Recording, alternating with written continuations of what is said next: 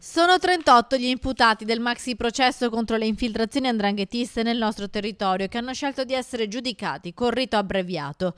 Nell'aula bunker di Mestre si è svolta l'udienza preliminare dedicata alla discussione delle difese del processo Camaleonte, in cui sono imputate 54 persone per vari reati connessi a favoreggiamento mafioso dell''ndrangheta in Veneto. Un sistema di estorsione e riciclaggio scardinato dai carabinieri che vedeva ai vertici il clan della famiglia Bolognino, Sergio, Michele e Francesco, vicini alla cosca del Grande Aracri. I tre si erano stabiliti da anni a Rosane, il Bassanese, ed erano diventati soci della ditta GS Scaffalature di Galliera Veneta.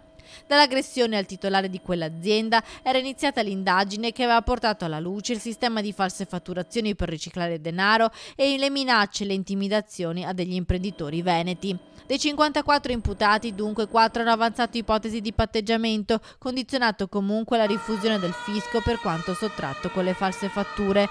38 invece hanno scelto di essere giudicati con rito abbreviato. La sentenza è attesa per il 18 febbraio, giorno in cui il giudice deciderà l'accoglimento dei riti alternativi e si esprimerà sui rinvii a giudizio. Per chi verrà ammesso all'abbreviato, l'udienza di discussione si terrà a maggio. Decine gli imprenditori intimiditi da questo sistema, pochissimi però quelli che si sono costituiti parte civile.